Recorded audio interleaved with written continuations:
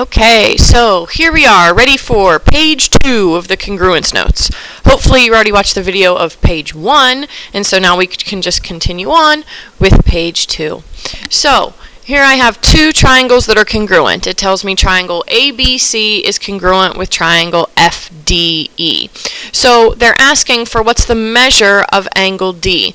So I can see here that D's in the middle and B's in the middle, so I know that D goes along with B, so the measure would be 45 degrees.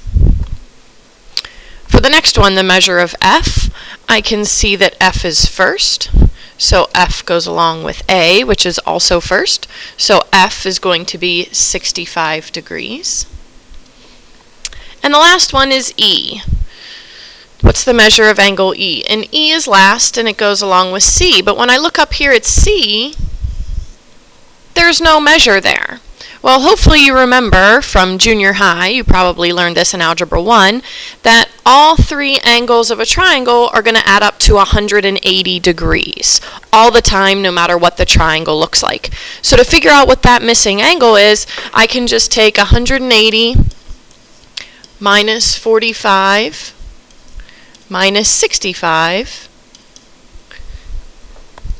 and I will get that that is 70 degrees. So C is 70, that missing angle, which makes E also 70.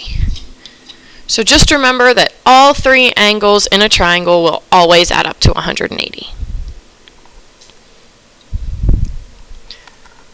So on my next slide, now it says solve for X and Y. Then write a congruent statement for the two triangles.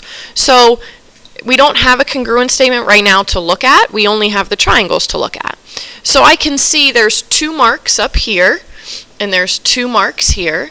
So I know those two angles are going to be the same. I can see there's 1 mark here and 1 mark here. So I know that those two are going to be the same.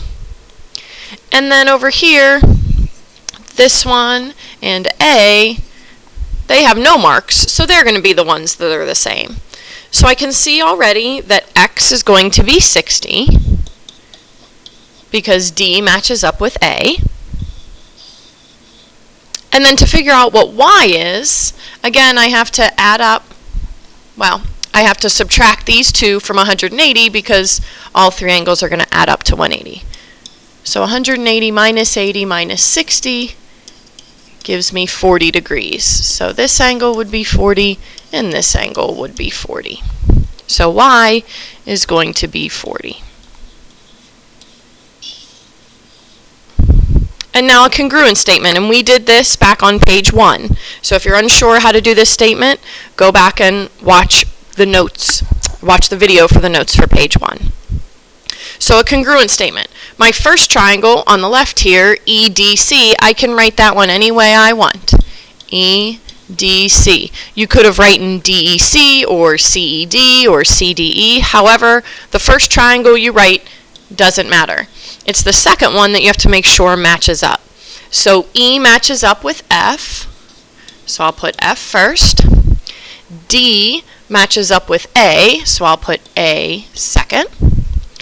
And C matches up with B, so I'll put B last. So again, just make sure your 3 angles of one triangle match up with the 3 angles of the next triangle. Alright, so there's a lot going on here in this slide. We have all 3 sides given, all 3 angles are given, we have a congruent statement given, and we have all these different blanks here to fill out. Now it looks like they're asking for the same thing.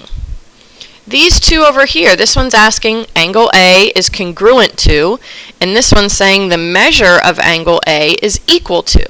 Well, those are 2 different things. The first one, when you see the congruent symbol, that's asking for an object. So what object goes with angle A? Well, if I look at my congruent statement, I can see that angle A goes with angle K. So I'll put angle K there. But this one is asking for the measure of angle A, and we see an equal sign. Whenever you see an equal sign, you want a number here. So the measure of angle A is 30 degrees. So the difference between the two, again, angle A is congruent to, this is asking for an object, so an angle. This is saying the measure of the angle is equal to a number, in this case 30 degrees. And that same thing works for the side lengths. If I'm looking over here, this is saying side BC is congruent to, I see that congruent again, that means we want an object. So if I look up at my congruence statement, BC or last, that means it's congruent to ML. So again, we want an object there. But the next one, BC, this is equal to. So this one, we want a number here. So whenever you see equal, you want a number. So side BC, we know it's the same as ML. Oh, ML is this one, so that's going to be 11 inches. So again, when you see the equal sign, you want a number. When you see the congruent sign, you want an object. So going over here to this box, angle M is congruent to angle B. M and B are both in the middle of our congruence statement, so they're the same.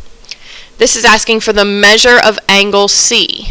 So the measure of angle C is 80 degrees, because I can see it right here in the picture. KM is congruent to. So again, I want the side that KM is congruent to, so I'm looking for an object. So if I look at my congruent statement, KM are first, so that would be congruent to AB. And finally, AC is equal to, this is the length of AC. I want a number here. So AC is on the outside of my congruent statement. That goes with KL. So KL is 18 inches. So again, the important part is to look, do they want a congruence symbol or an equals sign? The congruent means an object, the equal means a number. And finally, our last slide here on the second page just goes along with what we were just doing on the previous page. So, triangle ABC is congruent to triangle XYZ. The measure of angle Y. So the measure of angle Y equals, we want a number here. So if I look, Y is in the middle, it goes with B, but B doesn't have an angle right now, so we have to find it. So I would have to take 180 minus 116 minus 19, and that gives me 45. So angle B is 45 degrees, which means that angle Y is 45 degrees, because B and Y are congruent. So 45 degrees, and that answers our next question as well. Angle Y is congruent to angle B. Now, the measure of angle X, X is first in our statement, so that goes along with A. So that's going to be 19 degrees. And I could fill in Z as well. But then angle A is congruent to angle X. And now it says, write a correct congruent statement for the two triangles that is different from the one above. So the one above starts with ABC. I think I'll just go backwards. I'll do CBA. And then make sure you make the second one backwards as well. So that would be ZYX. If they ask you to write a different congruent statement, all you have to do is switch the order of the letters. Just make sure that you switch the order to be the same so that A is still with X, B is still with Y, and C is still with Z. Alright, if you have any questions about this, you can watch the video again or feel free to ask me.